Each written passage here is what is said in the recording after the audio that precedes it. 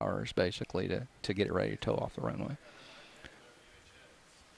And we are looking at some of the technicians, and in amongst them is the head of the Human Spaceflight Program here at NASA, the Associate Administrator for Space Operations, Bill Gerstenmaier. Up looking at the nose gear. And I believe he's being joined by a gentleman in the white shirt there. I believe that's Mike Leinbach, the Shuttle Launch Director. Yeah, a lot of times on really hot days, you'll see a lot more people up under the orbiter. That's the only shade out there, of course. So. That's a good point. That's the coolest place to be other than in one of the vehicles. So this kind of walking down and looking up at pieces of hardware and the underside, I mean, that's a fairly typical thing that we do at every mission. It's not necessarily indicative that there's a problem or something, but at least a discussion of what they're looking at. And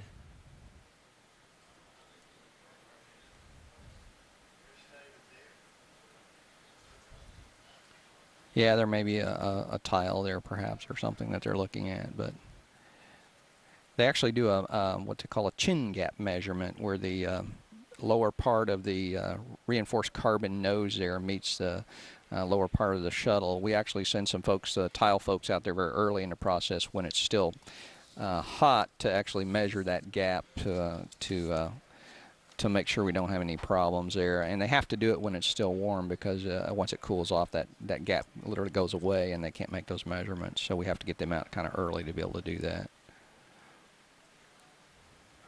They actually had some problems very early in the program with what they called, I think it was slumping was the term they used, where some of that was actually sort of melting almost there. Not that it was you know, presenting any danger, it's just it was you know, deteriorating where they would have to replace it every flight. So.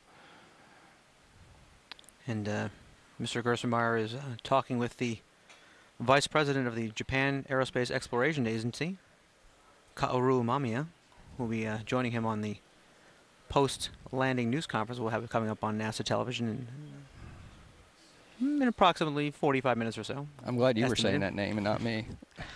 And if I mispronounce it, I apologize to all of our Japanese international partners. Absolutely.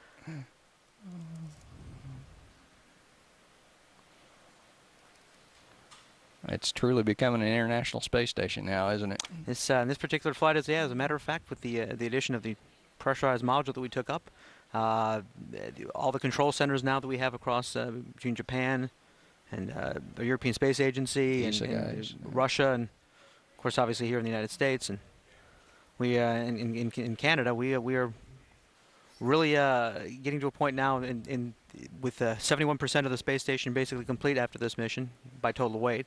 There are much more pieces up in space right now attached to the station than there are just a few miles from us here in the space station processing facility, and that was not the case for a long time. Yeah. So it's really good to see that the pieces are now getting up into where they're supposed to be and getting to a point where the next shuttle mission that we do have is, of course, going to NASA's Hubble Space Telescope and for the final servicing mission targeted for October 8th.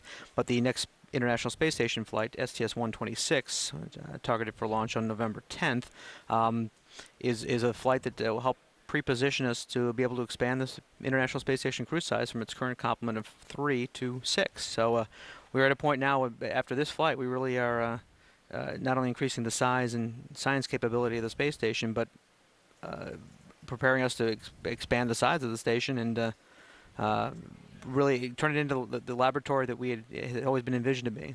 So I know there's been a lot of interest, obviously, between our international partners and, of course, the Japanese.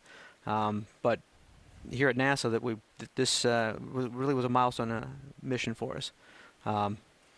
Also, just in terms of numbers-wise, this was the 10th flight since the Space Shuttle Columbia accident, and right now NASA has 10 remaining flights after this, before the space shuttles are retired in 2010, and we move to our next generation Ares rocket and Orion spacecraft. We'll replace the shuttles.